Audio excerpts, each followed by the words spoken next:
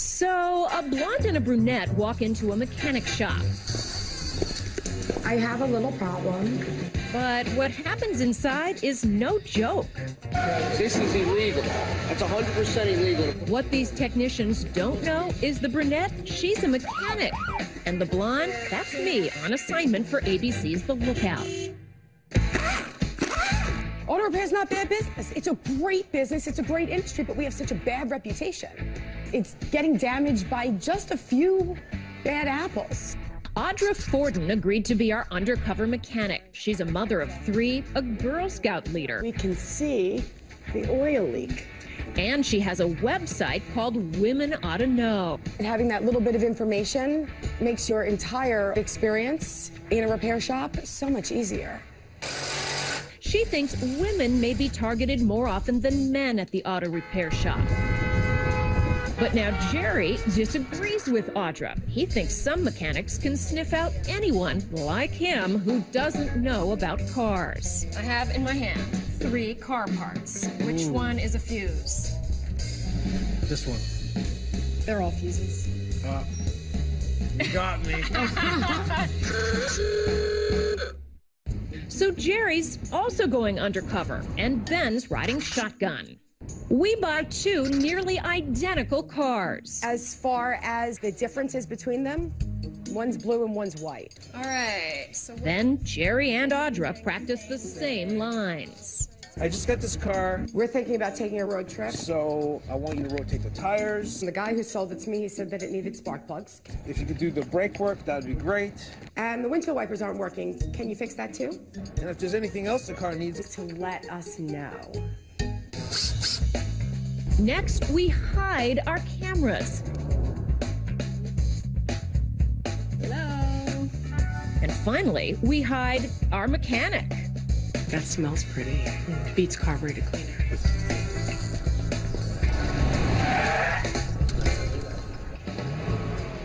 Jerry's makeover takes a little less work.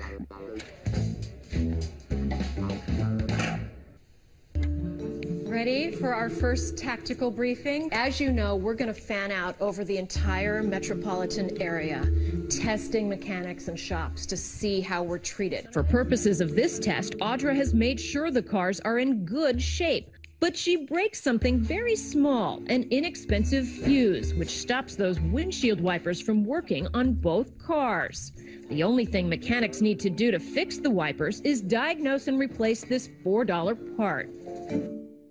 I'm excited, actually. I hope that the industry proves itself to be doing the right thing for the drivers. Both the men's and the women's teams will visit the same 5 shops in New York and New Jersey, a few days apart from one another. We pull over a few blocks away from an independent shop in Jersey City. last thing to do is turn the cameras on, and then we can hit it with the shot. Check. And drive up with our cameras rolling. At Able, the men's team goes first. Hey, how you doing? The wipers aren't working and I heard it's gonna rain today. The mechanic fixes the $4 fuse right away, and for the assessment, part and labor charges $85. But if it was clean, I wouldn't say it. I'll tell you to pick up the chemical. And they point out the guy's squeaky clean air filter, which makes sense because we put clean ones in both cars. Hey, Sarah, where's the air filter? Before Audra and I go in, we double check ours.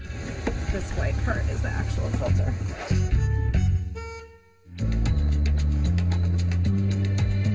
When we get to the shop, we talk to the manager, Mickey. Hi there. My windshield wipers weren't working. They do get the wipers working, but while they told our guys team that all they did was change the fuse, they tell us we have a wiring problem. So we have a running wire from inside here, so under the dashboard, behind the dashboard, back up into this way, behind it to your motor, so your motor will work. The fee for Audra and me, $170. This is your PCV valve, that little thing I told you about? Mickey also recommends replacing something called a PCV valve, another thing they didn't try to sell our undercover men. It's called a pollution circulation valve. It's a little thing like this. You're gonna fix it so that I don't have any troubles. Right. And And look what's under the valve. It's our once clean air filter. How did it get so dirty?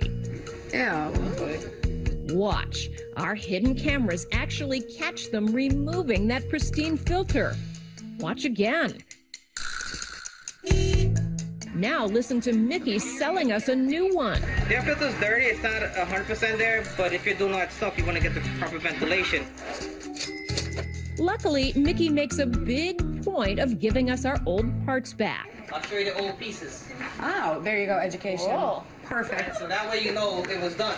Right. Back in the car, I personally checked this air filter this morning. Ew. Look, they put And it oil was dry snow inside white. of it. What's oil dry? An absorbent you put on the floor to absorb any spillage. Oh, so you recognize the stuff. I do. There's the stuff in the air filter that was snow white this morning. back at her shop, Audra also says we did not need a new PCV valve. And when she checks what they did, This valve was not changed, and this would require more labor for them to change it. we discovered they didn't replace that part at all. Not only that, the part they handed us, saying it was our old one, doesn't even belong to our car. So here is the one they gave us, and what do you have there? I have the correct part. They're different. Right. No matter how you look at it, they're different parts. Finally, we check all that wiring work they claim they did to make our wipers work, even though we know it was just a bad fuse. No wires have been touched. They haven't been replaced. They haven't been taped. This has not been touched at all. Okay, maybe they have a good explanation. Testing 1, 2, 3. We go back to find out. Audra's in our undercover van You just push this button and talk into here. and in my ear. 2 sets of microphones, headphones, ready with mechanical information if Eli needs it. We're on.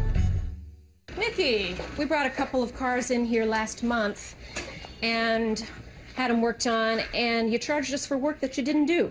I made a mistake. Well, if so, you sure made a whole bunch of mistakes. So here's the customer who showed up with me. And here she is in her everyday life, in her shop, looking at our car. You said we needed a new air filter, but ours was brand new. He dropped it in the, may have dropped it in the floor. And gotten a bunch of gravel inside? Dropped some mechanic shop. It's not going to be clean. If the air filter fell on the ground and got dirty, why didn't you take the dirt out of it? Has to have been done on purpose, right? Was that you or one of your guys? And what about that valve they never actually changed? Giving us a part back that doesn't even go to our car? Well, that I apologize for. Mickey has an interesting explanation. I recognized you. You recognize me? Yep. Nobody ever recognizes me. And why didn't you do the work honestly? Because we're feeding into what you want.